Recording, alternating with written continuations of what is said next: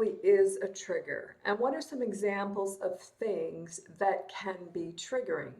So first and foremost, a trigger is something that can affect your emotional state.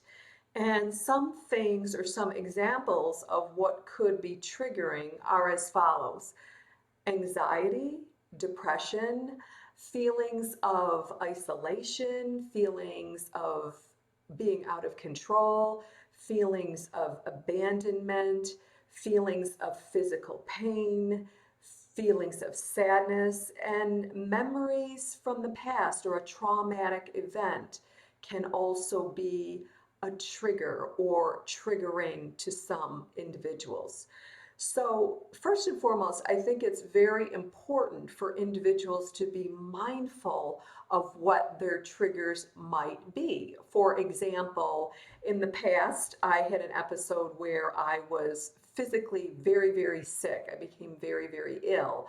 So, in the present, when I experience physical symptoms of pain, that can be a trigger for me, or instances where I might feel that my safety is being affected, or I'm feeling, lonely or disconnected or abandoned. That can also be triggering for me as well. So I'm able to recognize my triggers, and for you, I believe that that might be helpful as well, because life is always happening.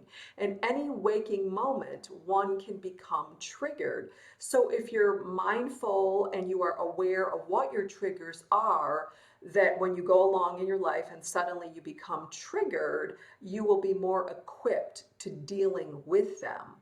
If in the event you are not aware of what your triggers are and you do in fact become triggered, I'd like to provide a couple of techniques for you to mitigate your symptoms of being sucked into that vortex of fear, if you will. So first and foremost, if you become triggered, the first thing that you want to do is ask yourself right now, am I in a crisis?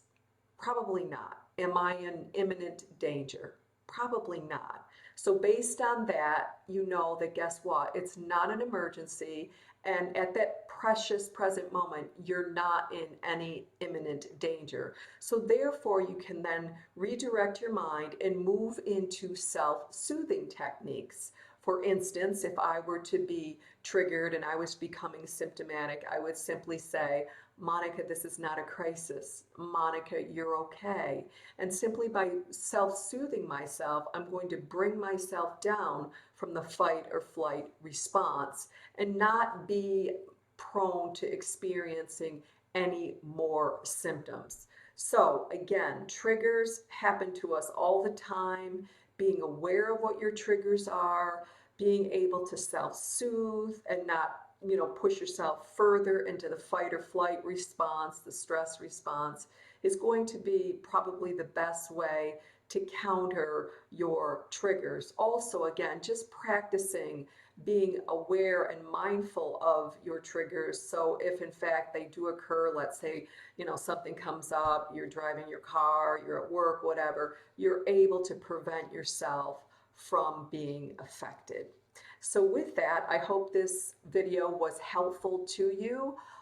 If you're grappling with triggers or any emotional based issues that you might need help with, feel free to contact me at www.monicashelp.com.